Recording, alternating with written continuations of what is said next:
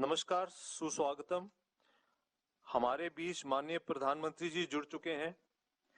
जैसे कि हम सभी जानते हैं कि हर वर्ष 5 जून विश्व पर्यावरण दिवस के रूप में मनाया जाता है। इस वर्ष विश्व पर्यावरण दिवस इकोसिस्टम रेस्टोरेशन की थीम पर मनाया जा रहा है।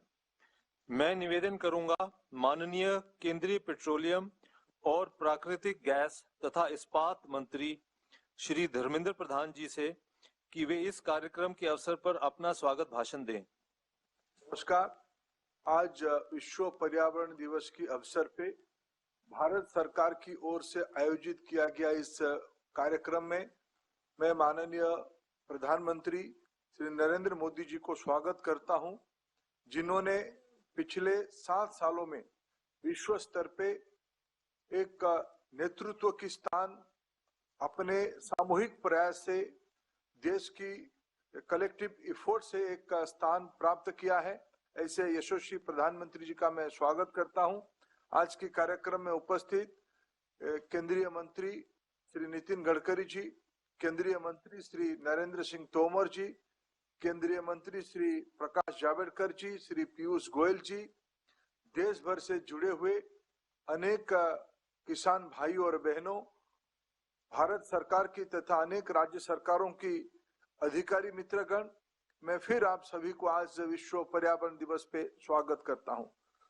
इस बार विश्व यूएन ने रीइमेजिनेशन, रिक्रिएट, रिस्टोर ऐसे एक महत्वपूर्ण थीम को अपनाया है, जिसकी साक्षात प्रैक्टिस, साक्षात जीता जागता उदाहरण हमारी देश की नीतियां हैं, हमारी देश की प्रैक्टिसेस हैं।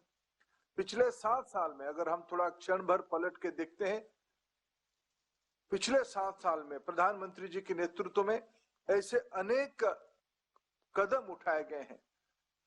पॉलिसी के स्तर पे, इंसेंटिव देने के स्तर पे, इसको प्राथमिकता बनाने के स्तर पे, आईएसए जैसे संगठन को खड़ा करके विश्व नेतृत्व लेने की ग्लोबल लीडरशिप के स्तर पे, सोलर एनर्जी हो, विंड एनर्जी हो, बायोफ्यूल्स हो, बायोगैस हो, एथेनॉल हो या जैव खेती हो, ये सारा विषय में करते करते आज हम भारत में ऊर्जा खेती इस प्रकार की एक इनिशिएटिव लिए हैं। शायद विश्व में इस प्रकार की मॉडल आने वाले दिनों में विश्व को प्रेरित करेगा। इसको प्रधानमंत्री जी के नेतृत्व में एक जन आंदोलन की रूप दिया गया है। मित्रों, मैं एनर्जी विभाग के काम देखता हूं, ट्रांसपोर्टेशन एनर्जी के काम देखता हूं। प्रधानमंत्री जी के दिग्दर्शन से आने वाले दिनों में भारत की जो एनर्जी रिक्वायरमेंट पूरा किया जाएगा, ऊर्जा आवश्यकता को पूरा किया जाएगा। ऐसे तो भारत आने वाले 2-3 दशक में विश्व की 1 नंबर ऊर्जा खपतकारी देश होगा। भारत एक आकांक्षी देश है, एस्पिरेशनल सोसाइटी है, उसमें हमारी आवश्यकता ऊर्जा बढ़ेगी। उसमें प्रधानमंत्री जी के कुशल नेतृत्व और मार्गदर्शन में हमने ऊर्जा आवश्यकता को बायोडाइवर्सिटी से कैसे निकालना, जिसमें हमारी देश की अर्थनीति पे, पर्यावरण नीति पे, रोजगार पे, किसानों की आमदनी को दुगनी करने में, हमारी खेती को सुरक्षित करने में कैसे एक इनोवेटिव तरीके से, जो आज यूएन ने घोषणा किया है, रीइमेजिन करिए, रिक्रिएट करिए, ये सारा विषय पिछले 7 साल में हम एक एक कदम करके हम आगे लेके जा रहे हैं। हमारी विभाग की ओर से एलपीजी की इनिशिएटिव हो, सीबीजी हो, एथेनॉल हो या इलेक्ट्रिक व्हीकल का इनिशिएटिव हो या गैस बेस्ड इकोनॉमी के बारे में हम उल्लेख करें, ऐसे अनेक विषय। इसीलिए आज विश्व की नेतृत्व, अभी विश्व के एक बड़े एनवायरमेंट एक्सपर्ट, अमेरिका की पूर्व उपराष्ट्रपति भारत के दौरे में आए थे। जब उनसे चर्चा हुआ, वो हमको कुछ विषय में हमसे समझ रहे थे। जब हमने हमारे देश की सारा विवरण किया, उन्होंने अंत में भावुक होकर एक शब्द कहा कि आपकी देश की प्रधानमंत्री श्री मोदी जी न केवल एक प्रशासक है, आध्यात्मिक दृष्टि से, स्पिरिचुअली वो पर्यावरण के प्रति कमिटेड है। शायद यही हमारी भारत की जीवन शैली है, जिसको एक प्रशासक के नाते प्रधानमंत्री जी ने हम सभी को एक जन आंदोलन में शामिल किया है। मित्रों, मैं आज के दिवस पे फिर जब हम पेरिस से ग्लासगो की ओर जा रहे हैं। पर्यावरण के बारे में विश्व में चर्चा हो रही है। इस समय में आज हम पर्यावरण दिवस पे सब इकट्ठा हुए हैं। आज हम सब सौभाग्यशाली हैं। देश के सामने प्रधानमंत्री जी एक नई कल्पना देंगे, हम सभी को मार्गदर्शन करेंगे। मैं पुनः आप सभी का इस कार्यक्रम में स्वागत करता हूं। नमस्कार। हमारे बीच माननीय पर्यावरण, वन एवं जलवायु परिवर्तन मंत्री श्री प्रकाश जावड़ेकर जी मौजूद हैं। मैं निवेदन करूंगा माननीय पर्यावरण मंत्री जी से कि वे हमें संबोधित करें। आज आदरणीय प्रधानमंत्री जी, धर्मेंद्र प्रधान जी, नितिन गडकरी जी, मंत्रिमंडल के अन्य सदस्य और इस कार्यक्रम से जुड़े सभी लोग, सबको नमस्कार। आज विश्व भर में पर्यावरण दिन मनाते हैं, लेकिन भारत में पर्यावरण दिन एक ही दिन नहीं होता। पूरे 365 दिन हमारे लिए पर्यावरण दिन ही होते हैं, क्योंकि हमारे संस्कृति में पहले से कहा है कि प्रकृति और मनुष्य को साथ साथ चलना है, यह सहजीवन है। और इसीलिए शायद एक ही देश है भारत, जहां पेड़ों की, पक्षियों की पूजा होती है। ऐसा करने वाला मैंने तो दूसरा देश नहीं देखा है। प्रधानमंत्री पहले से क्लाइमेट चेंज के बारे में बहुत एक्टिव है और बहुत विश्वास से काम करते हैं। आज भी रिको रिस्टोरेशन की थीम है।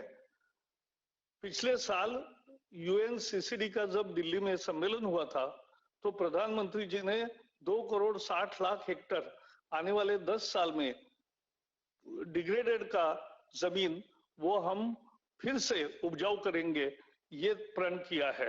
ये महत्वपूर्ण है।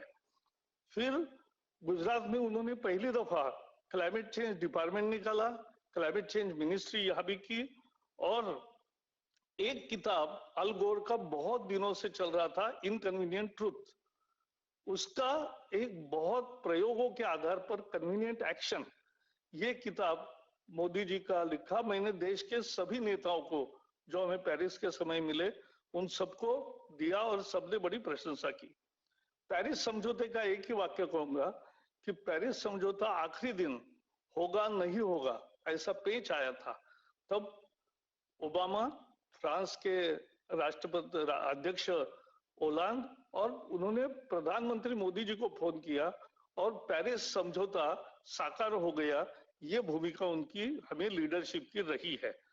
उन्होंने जब उस समय इंटरनेशनल सोलर अलायंस निकाला और 100 मेगावाट का 175 गीगावाट का टारगेट रखा, तो लोगों को असंभव लग रहा था, क्योंकि उस समय केवल 22,000 थे और 22,000 से 1,75,000 मेगावाट कैसे होगा।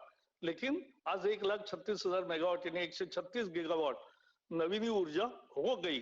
ये दूसरा एक प्रसंग केवल एक वाक्य में बताऊंगा कि UN में जब मैंने ये कहा कि हमारे यहाँ गैस पर $6 का हम कार्बन टैक्स एक तरह से लगा रहे हैं, तो लोगों को आश्चर्य हुआ। बान की मून जनरल सेक्रेटरी थे, उन्होंने और बाकी सभी देशों ने बोले पार्लियामेंट ने एग्री कैसे किया। मैंने कहा हमारे यहाँ 36 पार्टी है, लेकिन इस पर किसी ने मतभेद नहीं किया और सबने समर्थन दिया। आज जो एक प्रधानमंत्री जी ने 2 कल्पनाएं पेरिस में रखी, उसको हमें आगे ले जाना, ये हमारा मुख्य काम है, लाइफस्टाइल और क्लाइमेट जस्टिस। और ये दोनों प्रियम्बल में आए, लेकिन उसको आचरण में लाने के लिए भी हम हर बार सभी देशों के साथ सलाह मशवरा करते हैं। अंत में इतना ही कहूंगा कि आज इथेनॉल का जो नया निर्णय करेंगे वो बहुत ही प्रेरणादायी होगा, ऐतिहासिक होगा। और इलेक्ट्रिकल कार को भी बढ़ावा दिया जा रहा है, इलेक्ट्रिकल वाहनों को बढ़ावा दिया जा रहा है। और तो और एक बायोफ्यूल पर दिल्ली से देहरादून और देहरादून से दिल्ली एक कमर्शियल फ्लाइट भी ऑपरेट हुई। यही भारत की लगातार पर्यावरण के बारे में सोच और एक्शन है। सबको बहुत बहुत धन्यवाद। माननीय प्रधानमंत्री जी के निर्देशानुसार भारत सरकार द्वारा पिछले कुछ वर्षों में पर्यावरण अनुकूल बायोफ्यूल्स के उत्पादन एवं उपयोग बढ़ाने हेतु अनेक कार्य किए गए हैं। इस विषय पर जानकारी देने के लिए एक लघु फिल्म तैयार की गई है। निवेदन है कि ये फिल्म चलाई जाए। సెరెనిటీ మోడల్ హై స్కూల్ విద్యార్థులకు అమ్మఒడి సామాన్యులకు అందుబాటులో ఉన్న బడి సెరెనిటీ మేడ్చల్ జిల్లాలో మేటిగా నిలిచి సాటిలేని ఫలితాలను సాధిస్తున్న నంబర్ 1 స్కూల్ సెరెనిటీ. మా ప్రత్యేకతలు ప్రతి విద్యార్థి పట్ల వ్యక్తిగత శ్రద్ధ, activity based learning and digital classrooms, computer lab, 100% ఫలితాలు, sports and cultural activities, yoga, abacus మరియు Vedic maths education. Please visit Serenity Model High School, Nagaram. Admissions are in progress. Call 04027146899 and 04027148699. इस कार्यक्रम में हमारे बीच कई किसान भाई व बहनें भी जुड़े हुए हैं, जो कि माननीय प्रधानमंत्री जी से सीधा बात करने के लिए काफी उत्सुक हैं। मावल पुणे में कंप्रेस बायोगैस तथा बायो मैन्योर प्लांट है। यहाँ उपस्थित किसान भाई श्री बालूनाथ वाघमारे जी माननीय प्रधानमंत्री जी से अब बात करेंगे। जी नमस्कार। नमस्ते जी। कसं काय? नमस्ते, ठीक है साहब। कसं काय? ठीक है। ठीक है एकदम। हाँ बोला। पहले तो आप ये बताइए कि आप खेती में वो कौन सी चीजें करते हैं जो कुछ नयापन है और देश के लोगों को जानना अच्छा लगेगा।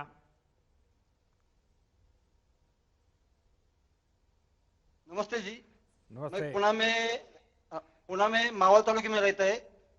मैं खेती में चावल, चना, बटर, सोयाबीन, मूंगफलियां और सब्जी में बोलो तो सब हर सब्जी में लेता है। भिंडी, मिर्ची, वांगी, गवार, ये सब सब्जी लेता है मैं। और इसमें है ना, मैं सबसे ज्यादा अपना जैविक खाद्य यूज करता है। नोबेल एक्सचेंज तलेगांव में प्लांट है गैस का, बायोगैस का। उधर से मेरे से सैंपल में प्रयोग करने में वो कंपनी मेरे को ये देता है। मैंने अभी बोलो तो 2-3 साल वही यूज करा है। अच्छा, आपके इलाके में इथेनॉल पर भी काफी प्रयोग हुए हैं और इथेनॉल और दूसरे बायोफ्यूल का लाभ भी वहां पर किसानों को मिलने लगा है।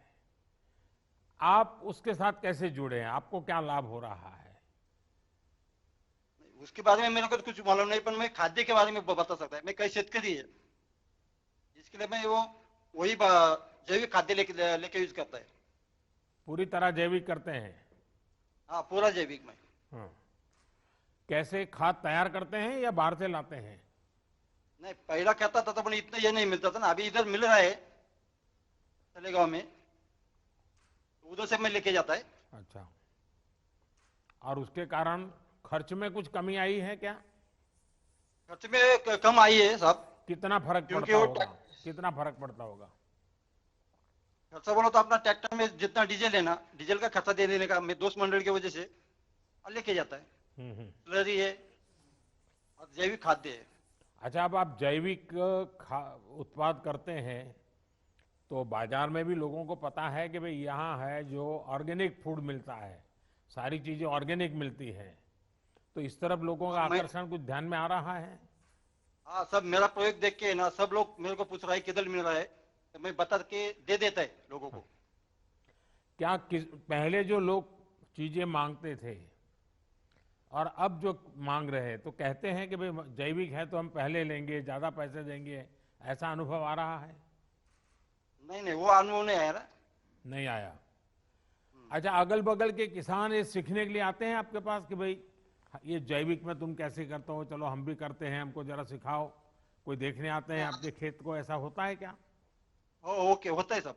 होता है। तो आप परिवार में सब लोग मिलके खेती करते हैं? हाँ, सब मिलके खेती करते हैं। देखिए, भारत में गांव में हमारी माताएं बहनें, उनका खेती में, पशुपालन में बहुत योगदान होता है और मुझे खुशी हुई कि आज आप अपने परिवार के महिला सदस्यों को भी साथ में रखा है। तो मैं पहले तो इन दोनों बहनों को प्रणाम करूंगा, उनको बधाई दूंगा कि वो खेती को आगे बढ़ाने में काम करते हैं। चलिए, मुझे अच्छा लगा। कोरोना में संभालिए भाई सब लोग परिवार में। आपको भी धन्यवाद साहब, आप भी संभालो क्या। बरायतमक। Okay sir. अब हम हरदोई उत्तर प्रदेश चल रहे हैं, जहां एथेनॉल प्लांट में श्री अरविंद कुमार जी उपस्थित हैं। उनसे निवेदन है कि माननीय प्रधानमंत्री जी से बात करें। अरविंद जी नमस्ते। श्रीमान जी, मैं अरविंद कुमार, पूर्वा देवरिया, जिला हरदोई, उत्तर प्रदेश से बोल रहा हूँ सर। मेरे पास 3 एकड़ जमीन है, उसमें मैं खेती करता हूँ, गन्ना, सरसों, गेहूं। तो उसमें मैंने गन्ना बोया है। पहले गन्ना सर बोते थे हम देसी बीज से, अब की देसी जब करते थे सर, तब उसको हमने उसमें बोया, पैदावार होती थी 700-800 प्रति हेक्टेयर कुंटल। अब की मैंने बोया है गन्ना जो, वो सर मैंने वैज्ञानिक बीज से, उसमें मुझे गन्ना की उपज प्राप्त हुई है 2631 कुंटल प्रति हेक्टेयर। कितने साल से गन्ने का कर रहे हैं अरविंद जी? गन्ने सर कर रहे हैं, करीब हो गया 7-8 साल हो गया हमको लगातार करते अच्छा, हुए। कभी मन नहीं करता है कि गन्ने से बाहर निकल के कुछ और करें? नहीं सर, करते हैं, गेहूं भी करते हैं, आलू भी होता है, सरसों भी करते हैं, सब सर खेती करते हैं। इस बार सरसों का अनुभव कैसा है? सरसों सर बहुत अच्छी हुई है, 2 कुंटल मतलब 24 कुंटल प्रति हेक्टेयर से हुई है हमारी। अच्छा, और इस बार तो दाम भी सरसों के अच्छे मिले हैं कहते हैं। सरसों सर बहुत अच्छे दाम मिले हैं सर। अच्छा अरविंद जी, आप जिस मिल को गन्ना बेचते हैं, जी, क्या उस मिल ने इथेनॉल प्लांट लगाया है? क्योंकि हम बराबर आग्रह कर रहे हैं कि गन्ना किसानों को सुरक्षित रखना है, तो सिर्फ चीनी बनाने से काम नहीं चलेगा, सिर्फ गुड़ बनाने से काम नहीं चलेगा, हमें कुछ और करना चाहिए। और इसलिए हम इथेनॉल पर जोर दे रहे हैं, ताकि गन्ना किसान को कभी भी चिंता न रहे। वरना क्या होता है, चीनी ज़्यादा हो जाती है तो गन्ना किसान को तकलीफ हो जाती है, क्योंकि मार्केट गिर जाता है। चीनी कम होता है क्योंकि गन्ना कम हुआ तो भी किसान को तकलीफ हो जाती है, और इसलिए हम इथेनॉल पे जोर दे रहे हैं। तो आपके यहाँ जो गन्ना जहाँ आप देते हैं, वहाँ इथेनॉल का कुछ हो रहा है? क्योंकि आपके पीछे तो बढ़िया सारे चित्र दिख रहे हैं। जी जी, इथेनॉल प्लांट सर लगा है यहाँ हरियाणा चीनी मिल। तो इससे हमको लाभ सर ये मिला है, जो इथेनॉल जो बिकता है सरकार खरीद लेती है, उससे पेमेंट जल्दी होता है मिल वालों को, मिल वाले हमको पेमेंट कर देते हैं। उससे हमको बहुत लाभ है सर। हम अपना टाइम से जब पेमेंट मिल जाता है तो हर चीज़ टाइम से कर लेते हैं। और उससे ये पेट्रोल में मिला के जैसे डाला जाता है तो उससे पर्यावरण भी शुद्ध रहता है। अच्छा, जब पहले इथेनॉल का प्लांट नहीं था जी, और सिर्फ आप गन्ना ले जाते थे और वो जब चीनी बन करके बिकती थी तो पैसे देते थे, अब क्या बदलाव आया है? अब सर बदलाव यही है, अब जब पहले चीनी खाली बनती थी तो उसमें पेमेंट, चीनी बिकती थी ज़्यादा बन जाती थी, वो डाउन रहती थी मतलब रेट, तो उससे पेमेंट हम लोगों का लेट होता था। अब जो है इथेनॉल जब से लग गया तब से सर पेमेंट हमारा टाइमली हो जाता है, किसान उसमें बहुत खुशहाल है सर। अच्छा अरविंद जी, आपको मालूम है, आप तो युवान है और खेती के काम में लगे हुए हैं, पढ़े लिखे भी हैं। इन दिनों पूरी दुनिया में जैविक खाद और ऑर्गेनिक फार्मिंग, అనురాగానికి అమ్మ ఆదర్శం, ఆరోగ్యానికి Shri Sai homeo stores and clinic. అనుభవం, అర్హత, అంకిత భావం కల డాక్టర్లచే చికిత్స. అన్ని రకాల ఆరోగ్య సమస్యలకు నమ్మకమైన ఎంపిక Shri Sai homeo stores and clinic. Diabetes, కీళ్ల నొప్పులు, సయాటికా, వెన్నుముక సమస్యలు, థైరాయిడ్, నిద్రలేమి, మానసిక సమస్యలు, ఋతు సమస్యలు, అన్ని రకాల దీర్ఘకాలిక వ్యాధులకు ప్రత్యేక హోమియో వైద్యం. అందరికీ అందుబాటులో అంతర్జాతీయ హోమియో వైద్యం Shri Sai homeo stores and clinic. మీ ఆరోగ్య సమస్య ఏదైనా ఇప్పుడు పరిష్కారం సాధ్యం. సైడ్ ఎఫెక్ట్ లేని వైద్యంతో సంపూర్ణ ఆరోగ్యం కొరకు సంప్రదించండి Shri Sai homeo clinic and stores, Bhavani Nagar, Ambedkar Nagar road, old Alwal, Secunderabad. సంప్రదించాల్సిన ఫోన్ నంబర్స్ 9000751751 మరియు 9000422525. ये केमिकल फर्टिलाइजर दवाइयां से मुक्त, उसका बड़ा जोर बढ़ रहा है, लोग उसी को खाना चाहते हैं। तो आप उस दिशा में कभी सोचे हैं? जी हम खेती जैविक मतलब हम ये ऑर्गेनिक खेती करते हैं। जैसे ढैंचा मैंने बो देता है और ढैंचा बोने के बाद में कंपोस्ट खाद वही डालते हैं सर। रसायन बहुत कम प्रयोग करते हैं। यूरिया वगैरह उपयोग नहीं करते हैं? यूरिया सर छिड़काव करते हैं एनपीके का 2 बार, बहुत ज्यादा यानी उसमें वो अभी सर बहुत 100% जैविक नहीं कर रहे हैं आप? नहीं 100% नहीं सर। एनपीके गन्ने में छिड़काव पत्तियों पे करना पड़ता लेकिन है। क्या उसमें बहुत सर मन करता है कि 100% जैविक करेंगे और करेंगे अरविंद जी सर। की सारी जो चीजें बनेगी वो जैविक नाम जी। से ही बिकेगी, ऐसा मन करता है? मन करता है सर, करेंगे हाँ। सर। तो जी इस बार सर। संकल्प कीजिए आप। जी सर, संकल्प लेते हैं, करेंगे सर। देखिए, इससे बहुत लाभ होगा, बहुत किसानों को लाभ होगा। और जो धरती माता है ना, जैसे हम अपनी माँ बीमार हो जाए तो कितने चिंतित हो जाते हैं। जी जी हमारी धरती माँ अगर बीमार हो जाए, ये सारे केमिकल डाल डाल करके धरती माँ जी। को हम बर्बाद कर दें तो धरती माँ भी रूठ जाती है। जी तो जी धरती माँ की भी रक्षा करनी चाहिए कि नहीं करनी चाहिए? करनी चाहिए तो सर। ये भी हमारी माँ है और उस जी। माँ को हम परेशान करें वो तो कितना उचित होगा। तो आप भी किसानों को ये बताइए। मुझे बहुत अच्छा लगा आपसे बात कर करके, और आप जैसे नौजवान और वो भी नए नए प्रयोग भी कर रहे हैं और पर्यावरण का भी ध्यान रखते हैं। मेरी आपको, आपके परिवार को बहुत बहुत शुभकामनाएं हैं। और आपको मालूम है सोलार पंप का, क्योंकि उत्तर प्रदेश में तो पानी के स्रोत कई इलाकों में बहुत ज़्यादा है, तो डीजल वीजल उपयोग करने की जरूरत नहीं, सोलार पंप से ही आपका काम चल जाएगा। तो वो भी एक पर्यावरण की बहुत बड़ी सेवा होगी।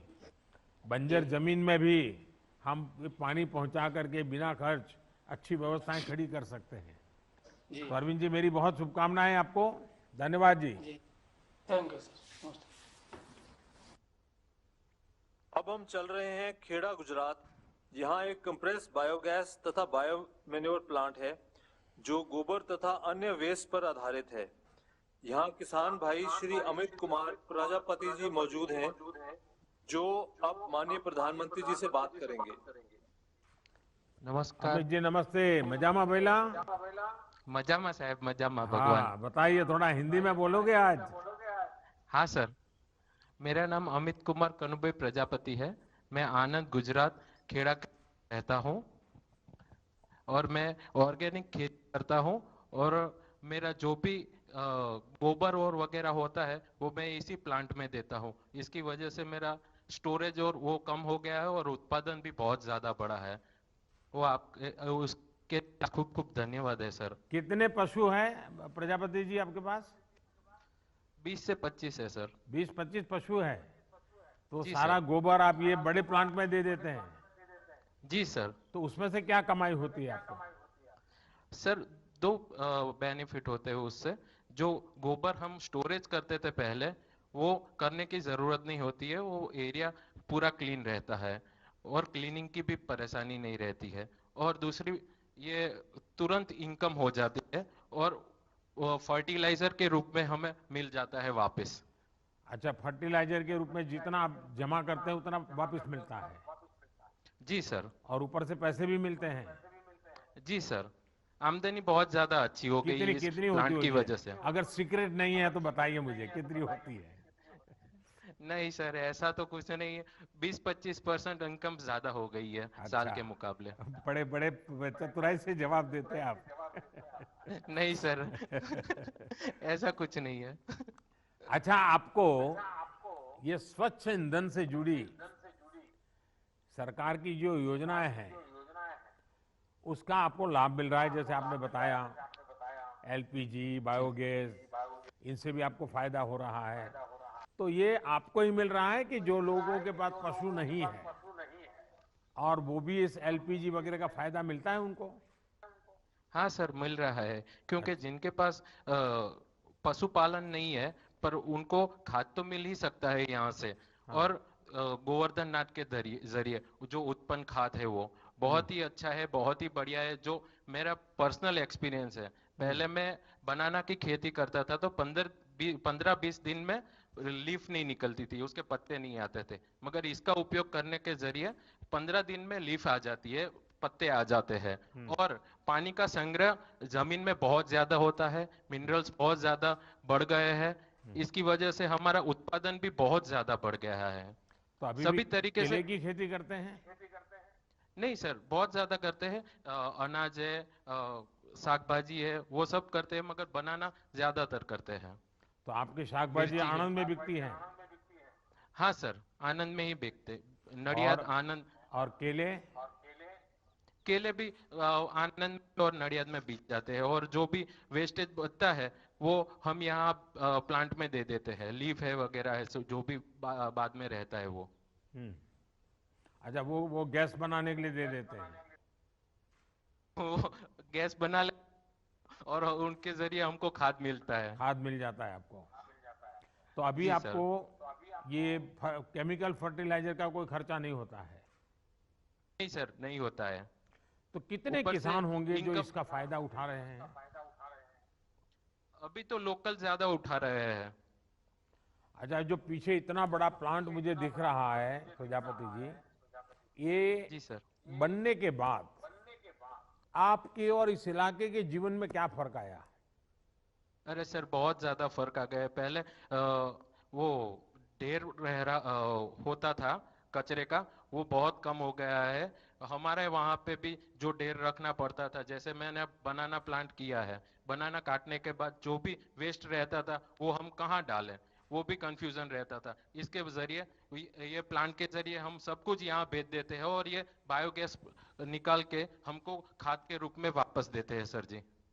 देखिए, हमारे यहाँ एग्रीकल्चर यूनिवर्सिटी ने एक अच्छा काम किया था। जब मैं वहाँ आपके यहाँ काम करता था, तो ये जो केला उतरने के बाद ये जो इसका वेस्ट होता है, उसको अगर छोटे 6-6 इंच के टुकड़े करके उसको ज़मीन में अगर गाड़ देते हैं तो 90 दिन तक पानी की ज़रूरत नहीं पड़ती, इतना पानी उसमें होता है। 90 दिन तक पानी दूसरी फसल के लिए काम आ जाता है। वो ऐसे ही ज़मीन में वो 6-6 इंच का टुकड़ा करके गाड़ दिया, कभी प्रयोग करिए आप, बहुत फायदा होता है। और फिर वो भी फर्टिलाइजर में भी चला जाता है, तो आपको एक अतिरिक्त फायदा हो सकता है। देखिए, मैं आपका तो ये प्लांट इतना बड़ा है और इतनी बड़ी मात्रा में, कुल कितने पशु का ये गोबर इसमें इकट्ठा होता होगा डेली? सर, इसमें डेली हम 40 से 50 मेट्रिक टन गोबर डिस्पोज करते हैं। कितने गांवों से इकट्ठा करते हैं? करीबन 20 से 25 गांव के आसपास। 25 गांव से। और यहाँ कितने से पशु का नडियाद होता से लेके होगा? खंबा तक करीबन 1500-2000 पशु। 2000 पशु का गोबर वहाँ सफाई भी हो जाती है और आपके यहाँ आ जाता है। और आपका गैस कहाँ कहाँ बिकता है? सर, अभी हमने सतत प्रोग्राम के अनुसार हमने अपना gas CGD pipeline city gas को डिस्ट्रीब्यूट कर दिया है। अच्छा, सिटी गैस में बिकता है आपका gas? Yes sir, yes sir. तो वो जो कमाई होती है वो आपकी कंपनी की होती है, उसमें भी किसानों को कुछ मिलता है? वो कमाई सर कंपनी की होती है। कंपनी की होती है। और लेकिन जो गोबर आता है उसके बदले में उतना फर्टिलाइजर आप दे देते हैं वापस?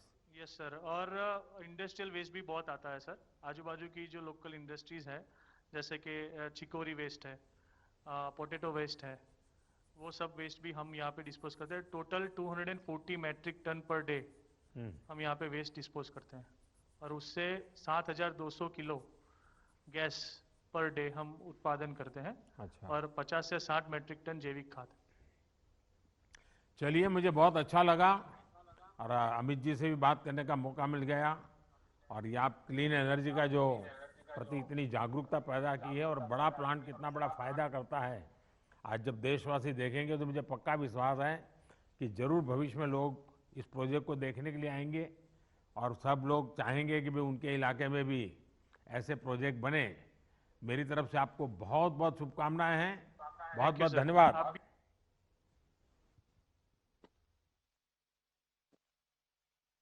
धन्यवाद आदरणीय प्रधानमंत्री जी। अब वह समय आ गया है जिसके लिए हम यहाँ एकत्रित हुए हैं।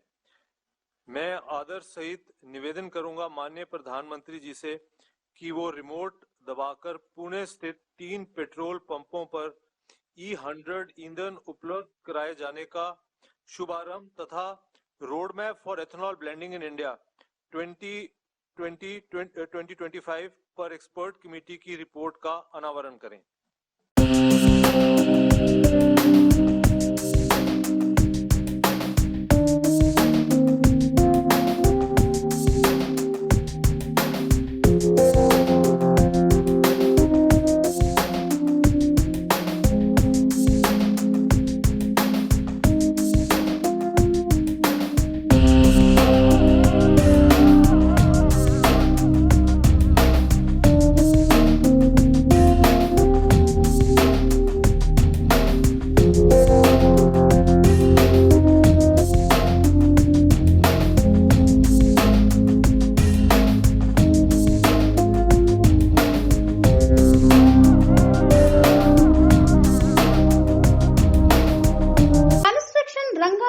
దశాబ్దపు అనుభవంతో కస్టమర్ల మరియు శ్రేయోభిలాషుల మన్ననలను నమ్మకాన్ని గెలుపొందిన సంస్థ విఆర్ఆర్ కన్స్ట్రక్షన్స్. నాణ్యతకు నమ్మకానికి మారుపేరు VRR constructions. Independent houses, apartments, villas అన్ని రకాల హంగులతో అలరించే అద్భుతమైన వెంచర్స్ తో పాటు అందరికీ అందుబాటు ధరలో సొంత ఇంటి కలను సాకారం చేసే నమ్మకమైన సంస్థ VRR constructions. Please visit VRR constructions, Varatex Plaza near Radhika Theatre, ECL X Road, Hyderabad. Call to 9100885552, 9100885559.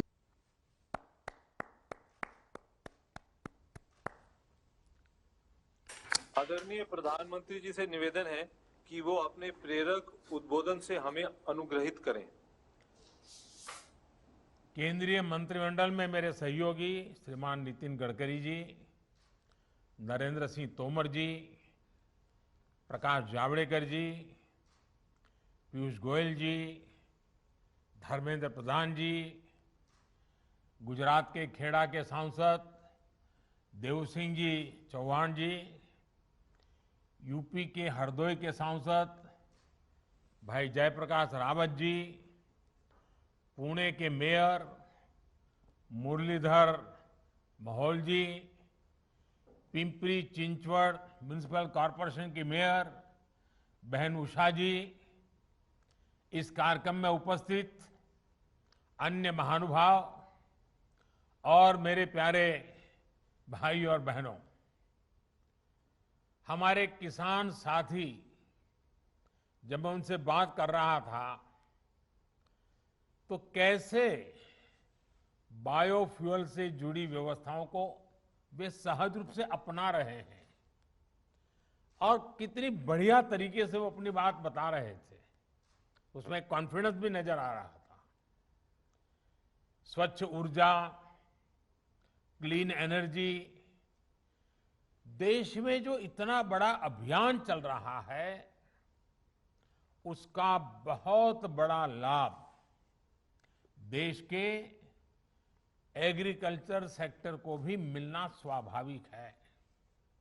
आज विश्व पर्यावरण दिवस के अवसर पर भारत ने एक और बड़ा कदम उठाया है। इथेनॉल सेक्टर के विकास के लिए एक विस्तृत रोड मैप आज अभी मुझे जारी करने का सौभाग्य मिला है। देश भर में इथेनॉल के उत्पादन और वितरण से जुड़ा महत्वाकांक्षी E100 पायलट प्रोजेक्ट भी पुणे में लॉन्च किया गया है। मैं पुणे वासियों को बधाई देता हूं, पुणे के मेयर को बधाई देता हूं। हम अपने तय लक्ष्यों को समय पर हासिल कर पाएं, इसके लिए मैं बहुत बहुत शुभकामनाएं देता हूं। साथियों, अगर आप गौर करें तो आज से 7-8 साल पहले देश में इथेनॉल की चर्चा बहुत कम, रेयरली कभी होती थी, कोई उसका जिक्र ही नहीं करता था। और अगर जिक्र कर भी दिया तो जैसे एक रूटीन कोई बात होती है ऐसे ही हो जाता था। लेकिन अब इथेनॉल 21वीं सदी के भारत की बड़ी प्राथमिकताओं से जुड़ गया है। इथेनॉल पर फोकस से पर्यावरण के साथ ही एक बेहतर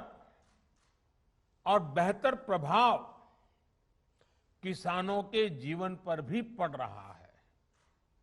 आज हमने पेट्रोल में 20% इथेनॉल ब्लेंडिंग के लक्ष्य को 2025 तक पूरा करने का संकल्प किया है।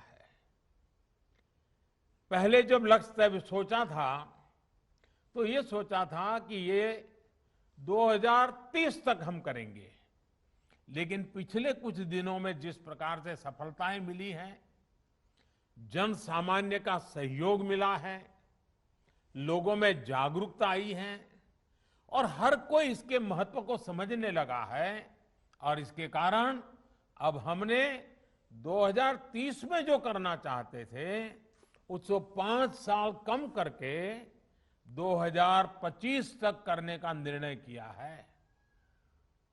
5 साल एडवांस। साथियों, इतने बड़े फैसले का हौसला बीते 7 सालों में देश ने जो लक्ष्य प्राप्त किए हैं, देश ने जो प्रयास किए हैं और उसमें से जो सफलता मिली है, उसी के कारण ये आज निर्णय करने की हिम्मत आई है।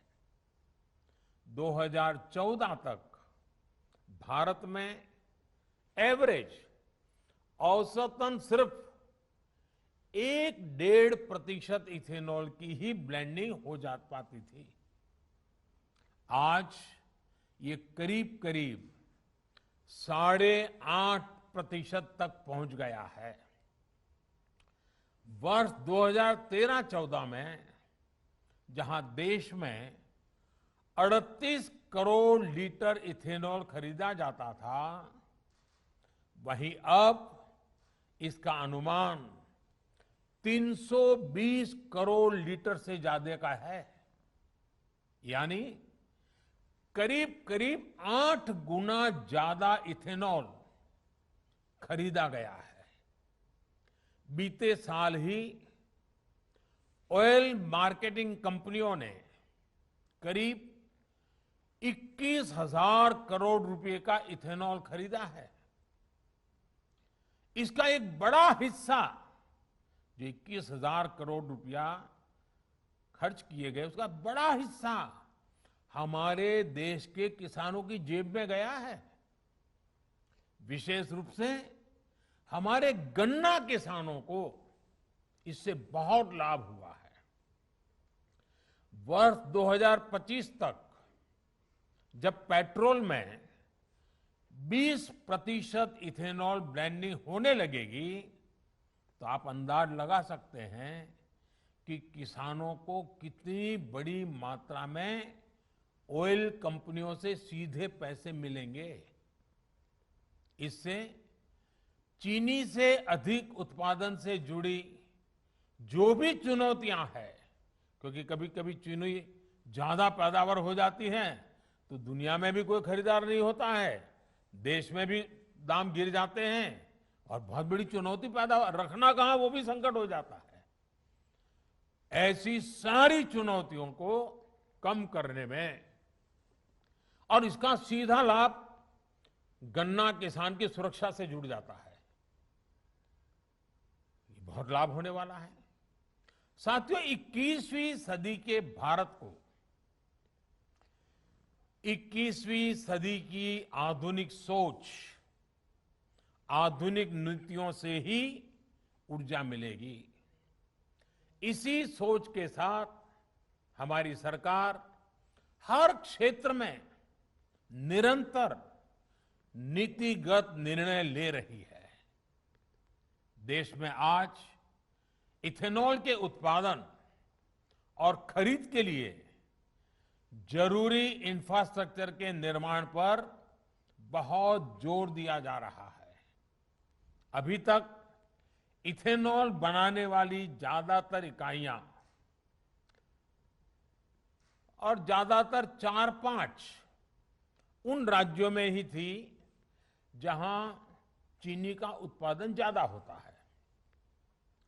इसका विस्तार पूरे देश में करने के लिए जो सड़ा हुआ अनाज होता है, निकम्मा हुआ अनाज होता है, उसका उपयोग करते हुए फूड ग्रेन बेस्ड डिस्टिलरीज की भी स्थापना की जा रही है।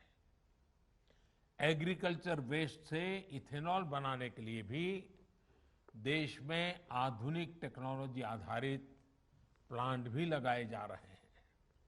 साथियों, जलवायु परिवर्तन के खतरे से निपटने के लिए जो वैश्विक प्रयास चल रहे हैं उनमें भारत एक आशा की किरण बनकर के उभरा है। एक विश्वस्त मानव जात के कल्याण के लिए एक विश्वस्त साथी के रूप में आज भारत ने अपनी पहचान बनाई है। जो दुनिया कभी भारत को एक चुनौती के रूप में देखती थी, क्लाइमेट चेंज, भारत की इतनी बड़ी आबादी, लोगों को लगता है संकट यहीं से आएगा, आज स्थिति बदल गई। आज हमारा देश क्लाइमेट जस्टिस का अगुवा बनकर उभर रहा है। एक विकराल संकट के विरुद्ध बड़ी ताकत बन रहा है।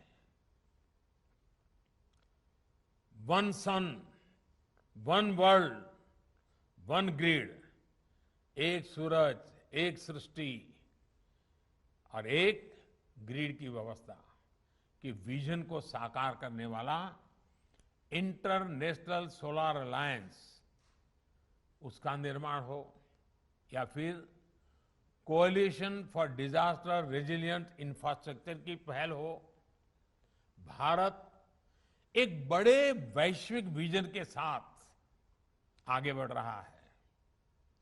क्लाइमेट चेंज परफॉर्मेंस इंडेक्स में भारत दुनिया के टॉप 10 कंट्रीज में, दुनिया के प्रमुख 10 देशों में आज उसने अपनी जगह बना ली है। साथियों, क्लाइमेट चेंज की वजह से जो चुनौतियां सामने आ रही है, भारत उसके प्रति जागरूक भी है और सक्रियता से काम भी कर रहा है। हम एक तरफ ग्लोबल साउथ में एनर्जी जस्टिस के प्रति संवेदनशीलता और ग्लोबल नॉर्थ के उत्तरदायित्वों के हिमायती हैं, तो दूसरी तरफ अपनी भूमिका का निर्वहन भी पूरी गंभीरता से कर रहे हैं। भारत ने एनर्जी ट्रांजिशन का एक ऐसा मार्ग चुना है जिसमें हमारी नीतियां और निर्णयों में हार्ड और सॉफ्ट कंपोनेंट्स को दोनों को बराबर महत्व है। अगर मैं हार्ड कंपोनेंट की बात करूं तो भारत द्वारा तय किए गए बड़े बड़े लक्ष्य हो, उन्हें लागू करने की अनप्रेसिडेंटेड स्पीड हो, ये दुनिया बहुत बारीकी से देख रही है। 6-7 साल में रिन्यूएबल एनर्जी की हमारी कैपेसिटी में 250% से अधिक की बढ़ोतरी हुई है। इंस्टॉल रिन्यूएबल एनर्जी कैपेसिटी के मामले में भारत आज दुनिया के टॉप 5 देशों में है। इसमें भी सौर ऊर्जा की कैपेसिटी को बीते 6 साल में लगभग 15 गुना बढ़ाया है। आज भारत कच्छ में, गुजरात के कच्छ के रेगिस्तान में दुनिया का सबसे बड़ा सोलर और विंड का हाइब्रिड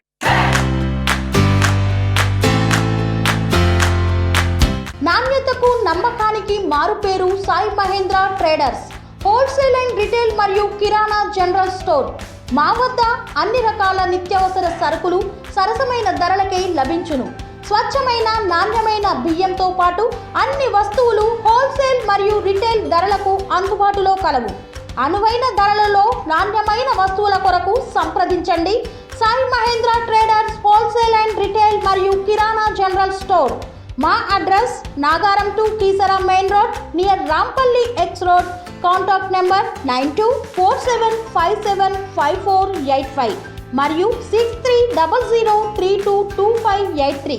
एनर्जी पार्क बना रहा है तो भारत ने 14 गीगावाट के पुराने कॉल प्लांट्स को भी बंद भी कर दिया है।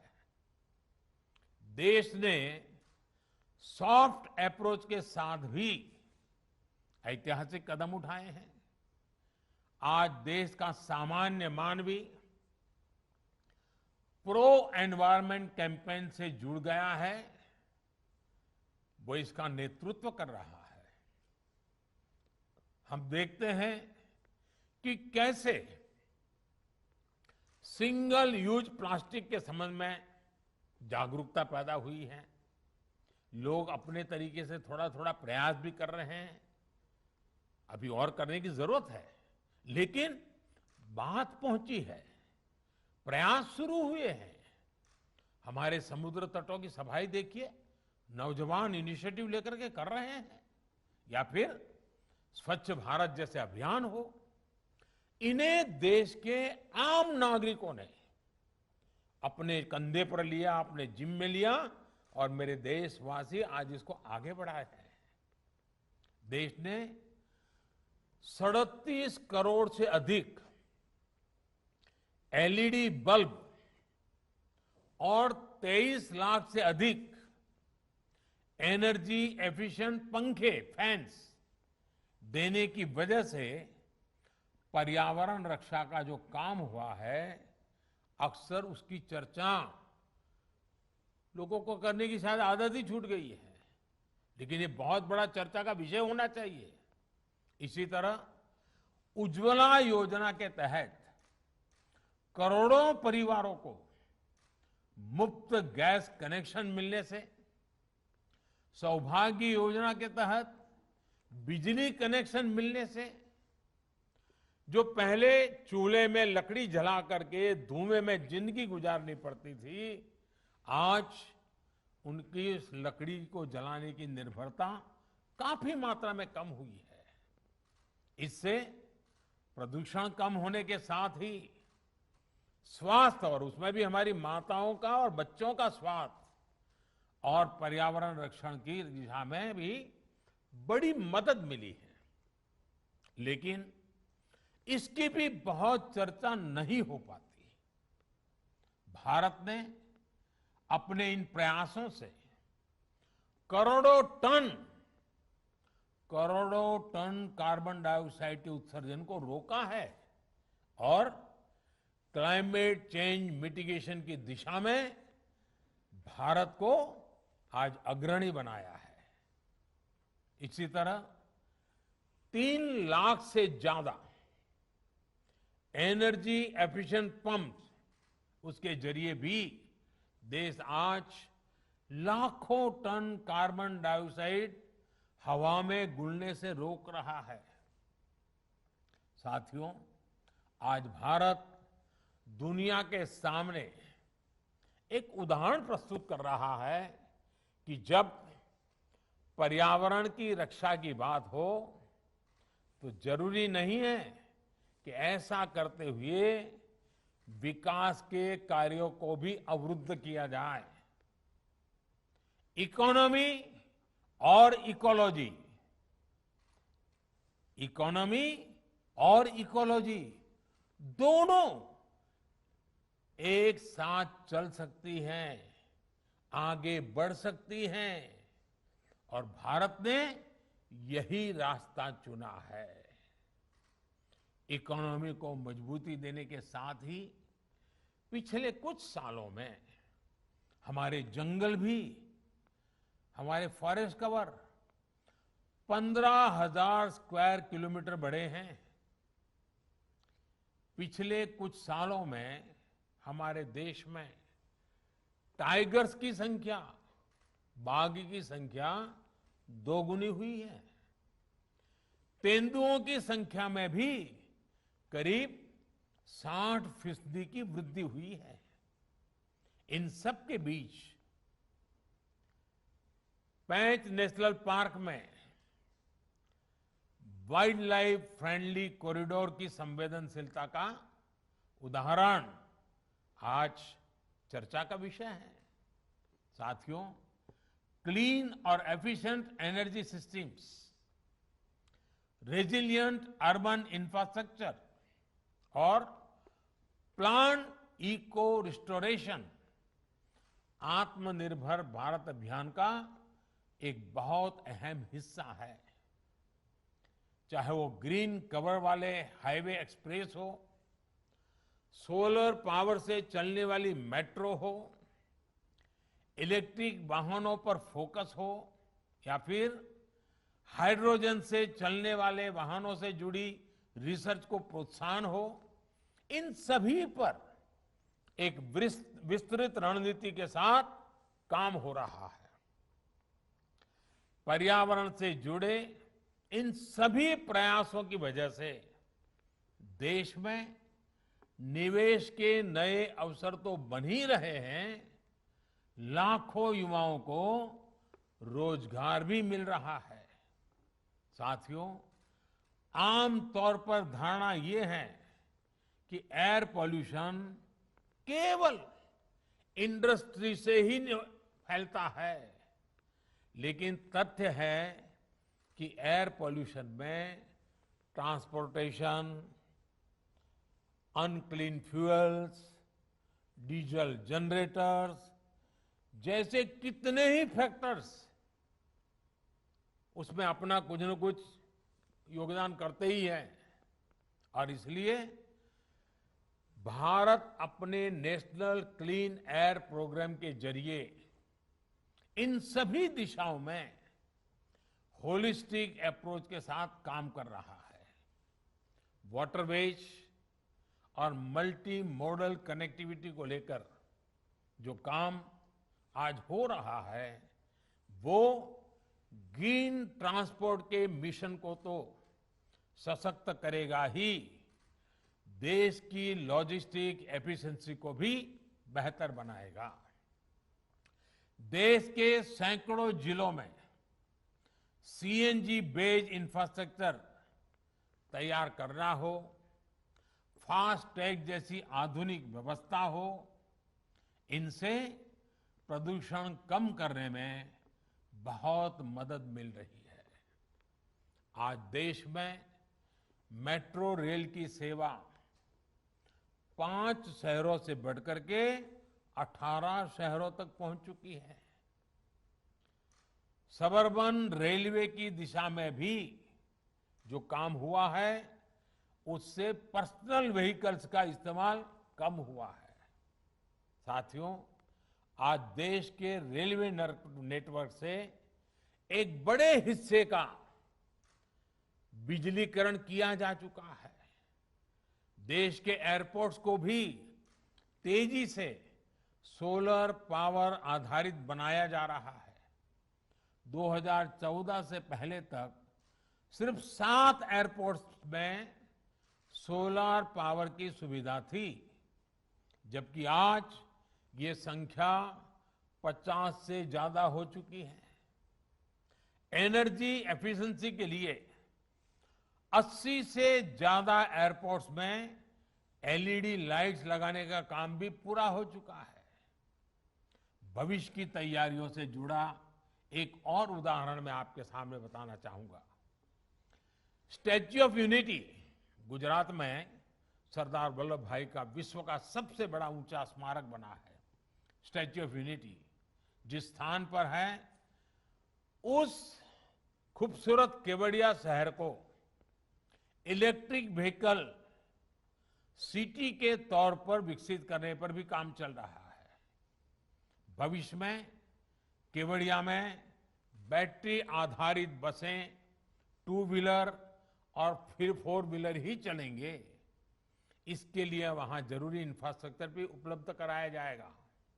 साथियों, क्लाइमेट चेंज से वाटर साइकिल का भी सीधा संबंध होता जा रहा है।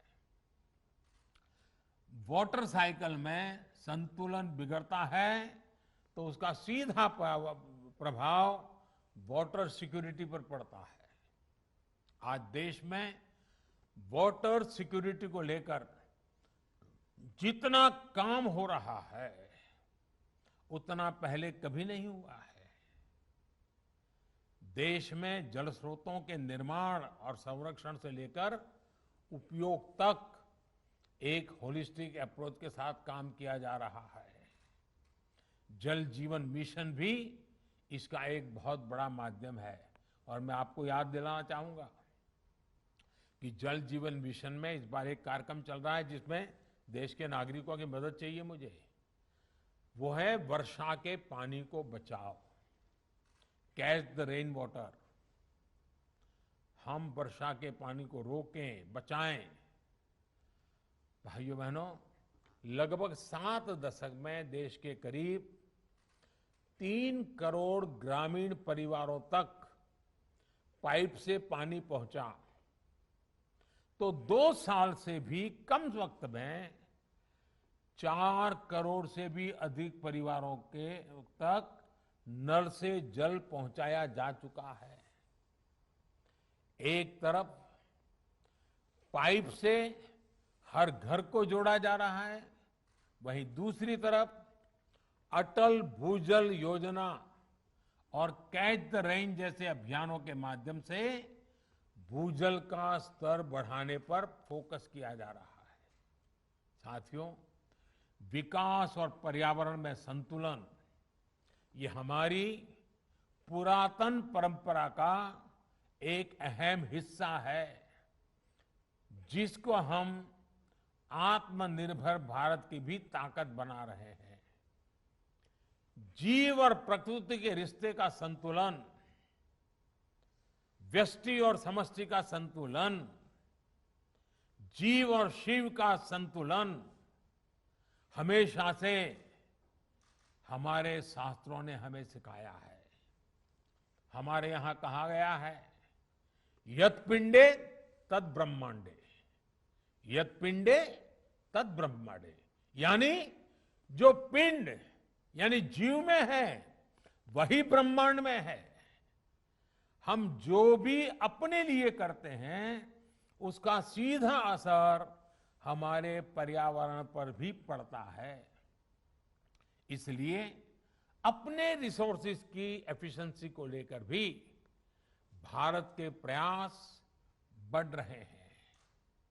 आज जो सर्कुलर इकोनॉमी की बात हो रही है, उसमें ऐसे प्रोडक्ट्स और ऐसे प्रोसेस पर फोकस किया जा रहा है जिनमें संसाधनों पर कम से कम दबाव पड़े। सरकार ने भी ऐसे 11 क्षेत्रों की पहचान की है जिससे हम आधुनिक टेक्नोलॉजी के माध्यम से संसाधनों को रिसाइकिल करके सदुपयोग कर सकते हैं।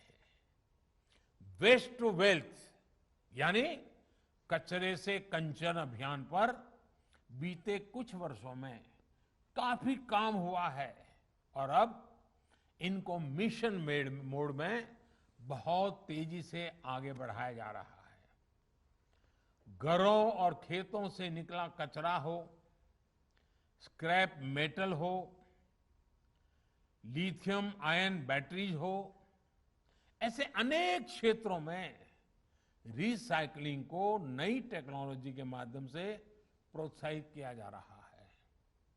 इससे जुड़ा एक्शन प्लान, जिसमें रेगुलेटरी और डेवलपमेंट से जुड़े सभी पहलू होंगे, इसको आने वाले महीनों में अमल में लाया जाएगा। साथियों, जलवायु की रक्षा के लिए, पर्यावरण की रक्षा के लिए हमारे प्रयासों का संगठित होना बहुत जरूरी है। देश का एक एक नागरिक जब जलवायु और जमीन के संतुलन को साधने के लिए एकजुट होकर के प्रयास करेगा, तभी हम अपनी आने वाली पीढ़ियों को एक सुरक्षित पर्यावरण दे पाएंगे। हमारे पूर्वजों की कामना थी और बहुत अच्छी बात हमारे पूर्वजों हमारे लिए कह के गए हैं। हमारे पूर्वजों की हमसे क्या कामना थी? बहुत बढ़िया बात कही उन्होंने। कहा है, पृथ्वी ही पुहु च उर्वी भव, अर्थात संपूर्ण पृथ्वी, संपूर्ण परिवेश हम सभी के लिए उत्तम हो। हमारे सपनों को सुअवसर दे। इसी शुभकामना के साथ आज विश्व पर्यावरण दिवस पर उससे जुड़े सभी महानुभावों को अनेक अनेक शुभकामनाएं देता हूं। आप अपना ख्याल रखें, अपने आप को स्वस्थ रखें, अपने परिवारजनों को स्वस्थ रखें और कोविड प्रोटोकॉल का में कोई ढिलाई न बरतें, इसी अपेक्षा के साथ बहुत बहुत धन्यवाद, आभार। स्वामी बोधानंद गोसेवा आश्रमम सैथापुर। జ్యోతిష్యం వాస్తు శాస్త్రం మన పూర్వీకులు మనకిచ్చిన వరం.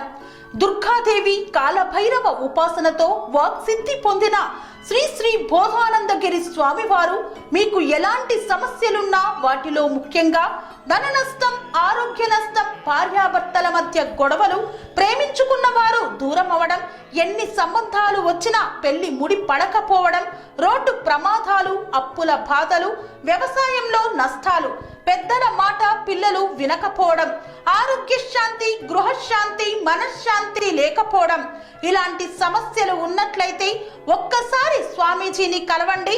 మీ సమస్యలకు తగిన పరిష్కారాన్ని పొందండి. అంతేకాక అన్ని రకాల వ్యాధులకు గోపంచకవ్య మరియు మూలికా వైద్యం చేయబడును.